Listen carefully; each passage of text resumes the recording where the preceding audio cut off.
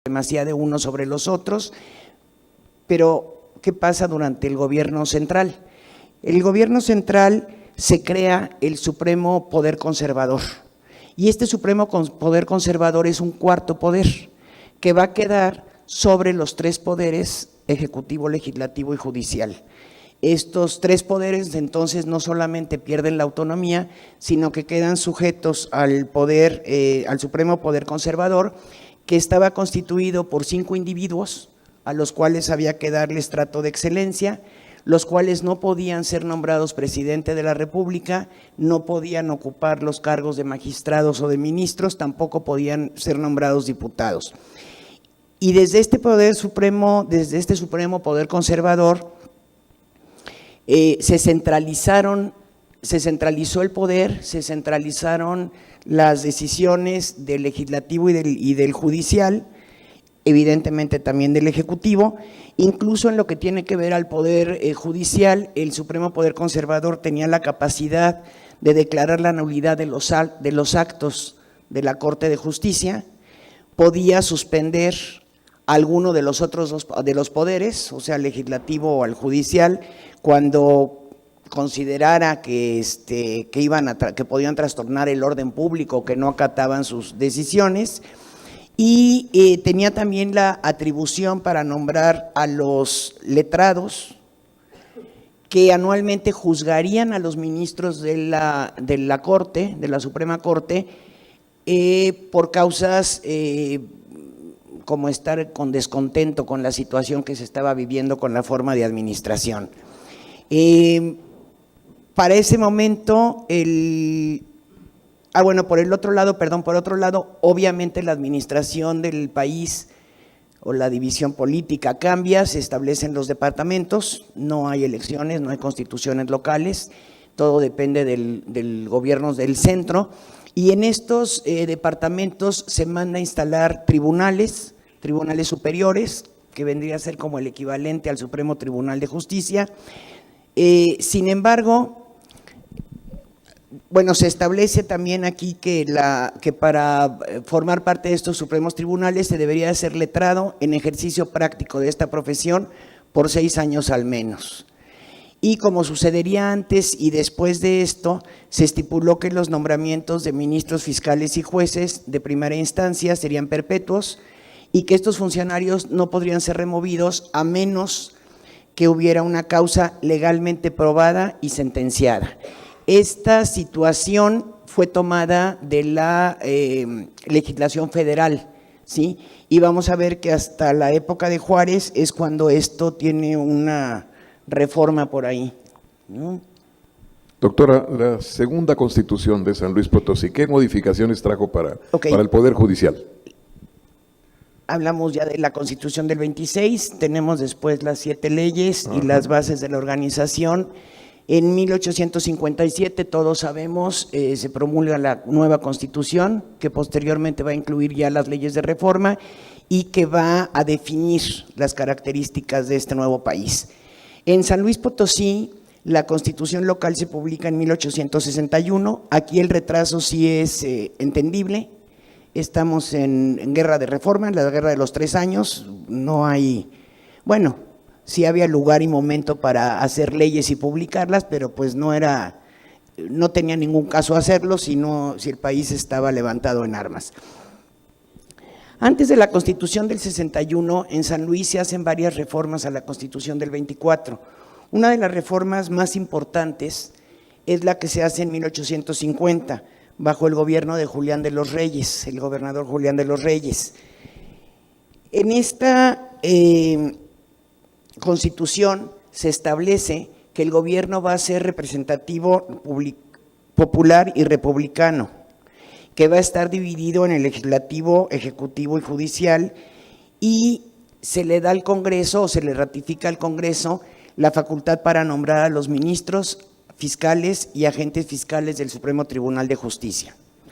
Una de las novedades, una de las cosas que no había contemplado la Constitución del 26 y que sí lo contempla esta reforma del 50, es que establece que la cabeza del Poder Judicial es el Supremo Tribunal de Justicia. no es que el Supremo Tribunal de Justicia no haya sido la cabeza del Poder Judicial, lo que sucede es que la Constitución del 26 no lo evidencia. Se dio un poco como por entendimiento tácito, pero no porque estuviera estipulado en algún lado. La reforma del 50 fija ya que quien encabeza el Poder Judicial es la Suprema Tribunal de Justicia. Y por el otro lado, se establece también que para ser ministro de este Supremo Tribunal, además de ser potosino por nacimiento, se tenía que ser profesor de la ciencia del derecho con ejercicio por lo menos de 8 años. Ojo, no están exigiendo abogados y no están pidiendo que sean abogados porque había una escasez enorme de abogados en aquellos años. Entonces, bastaba con que llevara 8 años como docente en el área de derecho para poder ocupar algún cargo, o sea, el cargo de ministro en el Supremo Tribunal. Y lo mismo mantiene la Constitución del 61, mantiene estos requisitos, no tiene variación con esta reforma que se hace en el momento de Julián de los Reyes, por eso hago más referencia a esta reforma que a la Constitución del 61. Se sigue manteniendo este hecho de que no podrán ser removidos los ministros a menos de que haya una causa legal e insisten en que esta causa tiene que estar probada. Doctora, en ese entonces no había suficientes abogados. ¿Cómo funcionaba el Poder Judicial entonces? Pues funcionaba de una manera muy interesante, porque hay algunos investigadores, algunos historiadores que han trabajado este tema, uno de ellos es el doctor Álvaro Matute, y resulta que en los juzgados, o sea, en el Poder Judicial, tanto en las cabeceras, en las capitales, tanto en la capital de la República como en las capitales de los estados y demás, quienes funcionaban eran aquellos conocidos como tinterillos o huizacheros, a los que también les llamaban buscapleitos, porque con tal de obtener ingresos, en lugar de buscar la conciliación de las partes, lo que hacían era instar al pleito, ¿sí? Para conseguir clientes y pues tener ese ingreso, pues. Hubo varias leyes y varias normas tratando de prohibir que funcionaran estos huizacheros en los tribunales. Había la creencia de que ya había muchos abogados y muchos médicos, entonces no necesitamos tantos abogados y tantos médicos. Cuando se estipula que el título de abogado lo tenía que conferir o lo podía conferir el tribunal, o sea, los tribunales superiores de los estados, estamos hablando de que no se trataba de un título académico, aunque, ojo, porque sí se consideraba la preparación escolar. Desde la época del virreinato se entregaba este título, por lo menos a quienes tenían el título de bachiller, ¿sí? A finales del siglo XVIII, sabemos, se funda el Colegio de Abogados. El Colegio de Abogados intenta reunir a estos abogados, busca que se registren, pero en un número reducido, casi que nos reservamos el derecho de admisión, si no todos podían entrar. Y por el otro lado, hacia la década de los 30, se piensa que debería ser una institución académica, diríamos ahorita, la que expidiera estos títulos de abogado, aunque el examen se siguiera presentando ante el Poder Judicial. Sin embargo, exigir estudios académicos implicaba tener recursos para poder cursar estos estudios. Entonces, realmente la posibilidad de obtener el título de abogado era para un grupo muy reducido y no cualquiera podía acceder a él. En algunos momentos, durante el siglo XIX, los gobernadores otorgaron títulos de abogados a personas que no solamente no tenían esta preparación académica, sino que tampoco tenían honorabilidad probada.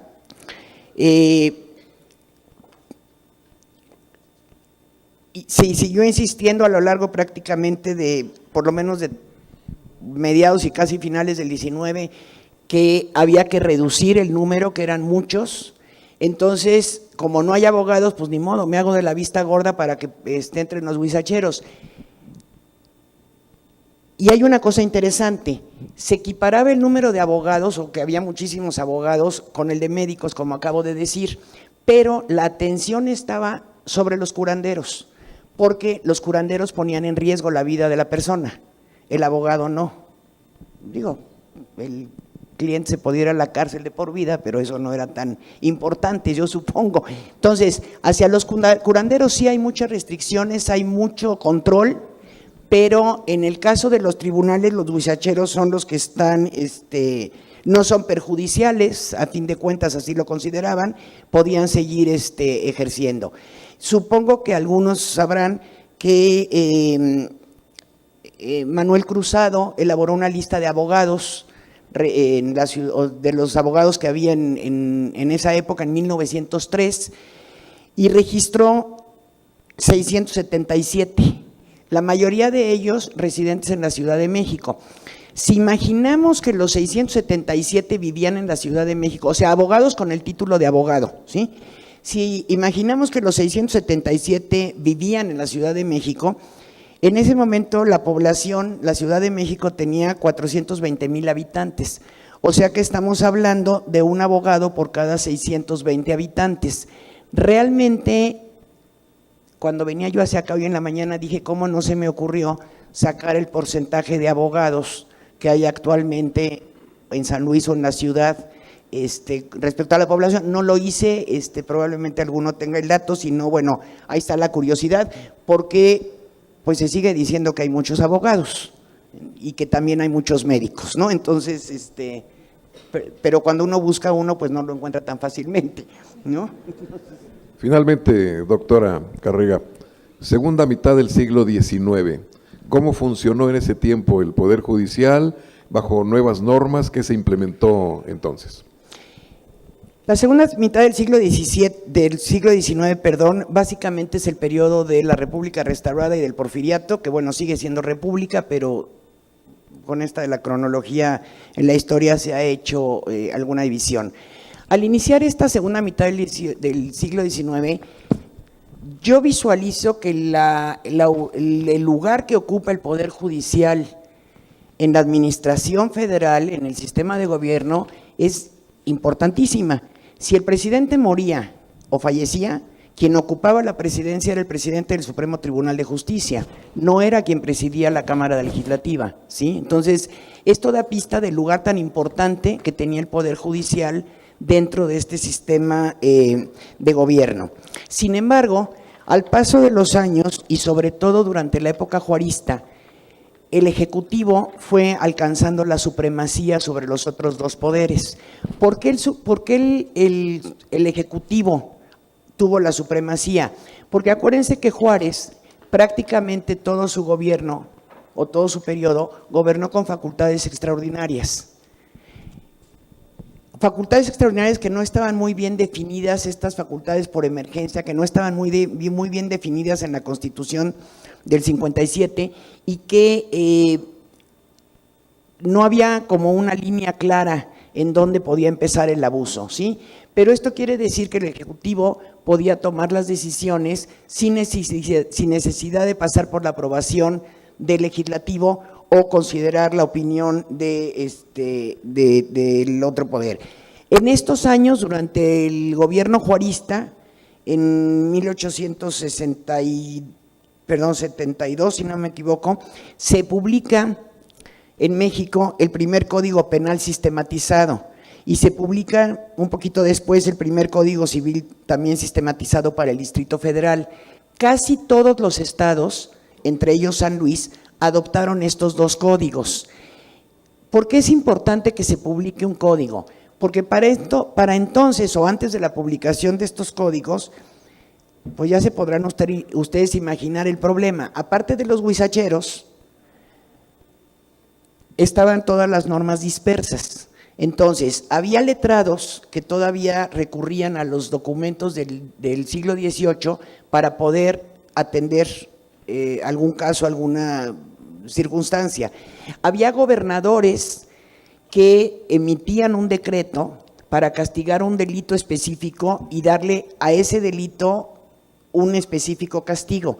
Entonces, esto de haber sistematizado los códigos es la recopilación de todas estas leyes, estas tradiciones, estas formas de hacer justicia para implementar, para reunirlas. Ahora, la Constitución del 57 y la del 61 sí respetaron la permanencia de los abogados de pobres, que estos vienen prácticamente desde la época del virreinato. Y estos abogados de pobres y abogados de presos no se daban abasto para atender los asuntos que había, y esto provocaba malestar social, provocaba agitación social. De ahí viene, por ejemplo, la iniciativa de Ponciano Arriaga para la Procuraduría de Pobres. Y bueno, finalmente llegamos a la época del Porfiriato, donde se reforma el Código Civil publicado y el Código Penal publicados durante la época juarista. Se llevan a cabo las reformas, o sea, varias reformas. Ahí sí, en 1884, si mal no recuerdo, 1888, todos los estados adoptan este Código Civil, incluso, o sea, todos, bueno, incluyendo el de San Luis Potosí. Y yo sé que se ha dicho que en 1910 la Revolución Mexicana fue así como la varita mágica, que todo cambió y vino una estructura nueva para el país y demás. Pongo nada más, y para concluir, el ejemplo de este Código Civil, reformado en 1888, reelaborado, siguió vigente por lo menos hasta 1965, por ejemplo, en el estado de Zacatecas. No me voy a meter al siglo XIX, al siglo XX, porque ya es otra forma de cómo se fue llevando todo esto del Supremo Tribunal.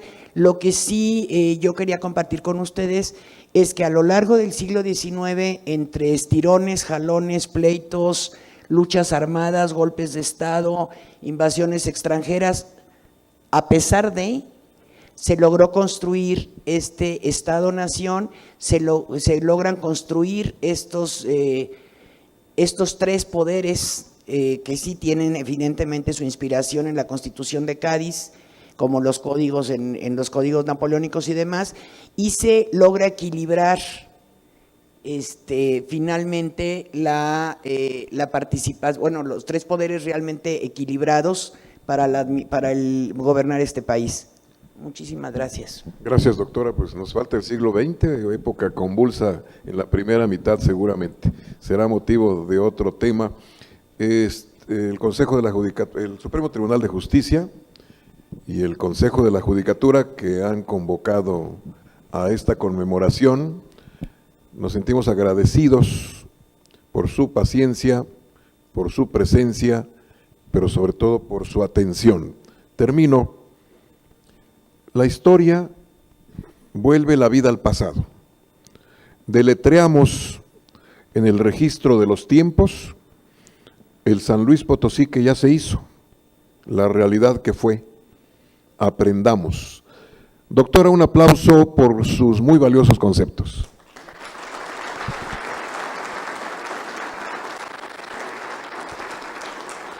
Igualmente al maestro Jesús Motilla Martínez, muchas gracias por su aportación.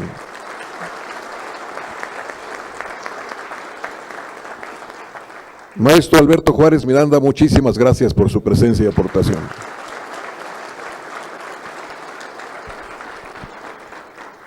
Cedo el micrófono al señor presidente del Supremo Tribunal de Justicia, que hará entrega de un reconocimiento a nuestros distinguidos ponentes. Del Poder Judicial del Estado, agradecemos su colaboración en este evento y quiero entregarles un pequeño reconocimiento de esta institución. Gracias.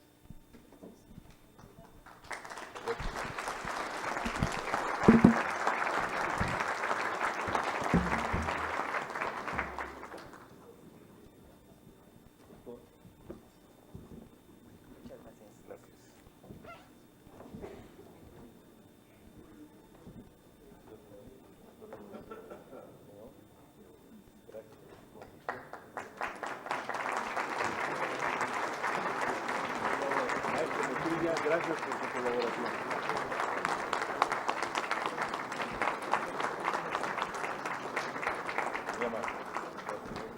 Y reanudamos la sesión pública extraordinaria, por favor. Cuarto punto. Determinación del término de receso y declaratoria de renovación de la sesión extraordinaria para que el magistrado presidente esté en condiciones de clausurar la sesión. Señores magistrados del Pleno, En este momento damos por terminar esta sesión pública extraordinaria, agradeciendo la presencia de los representantes de los poderes del Estado, de los invitados especiales, de los señores que integran este Poder Judicial y del público en general. Muchas gracias.